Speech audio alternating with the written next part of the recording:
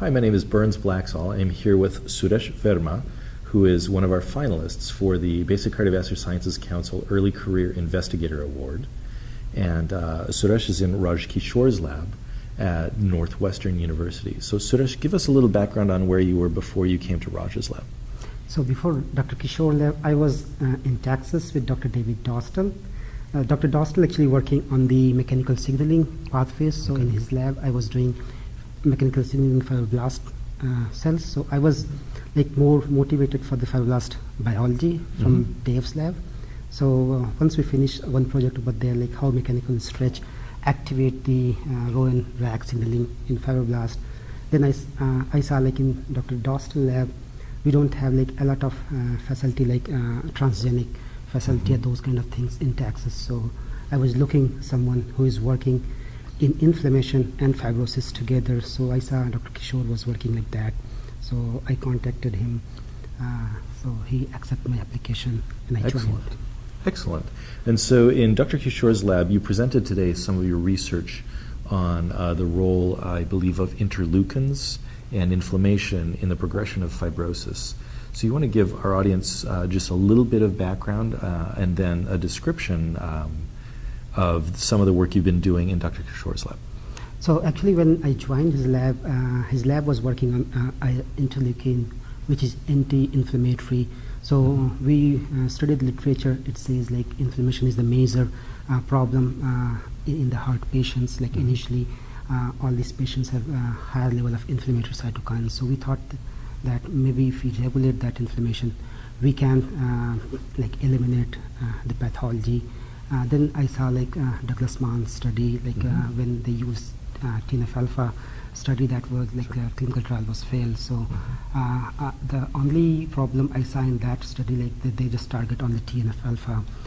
In our study, like because IL-10 have multiple target to inhibit inflammation as well as fibrosis. So we thought that if we use this one, maybe it's more beneficial. For this project, actually, in Raj's lab, we are working in stem cell also. And I searched literature, no one is working on fibroblast stem cell. So I thought, because these fibroblasts, they should arrive from somewhere. Some progenitor cells should be also for these. So I was reading one literature, someone from Germany, they published like fibrocytes like cells they express from in one. So they are contributed in pathological fibrosis. So that's the way I start this project. Okay. And if just a really quick review of what you presented on your exciting work today.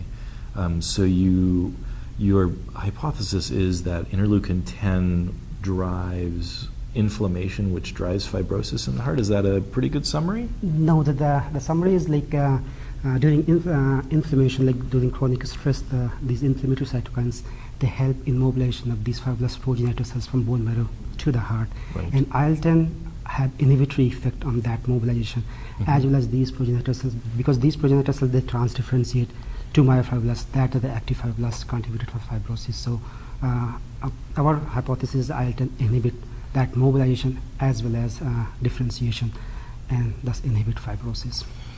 So if you were to translate this for our audience, how do you think your work will translate to the clinic? Probably through an agonist for interleukin-10?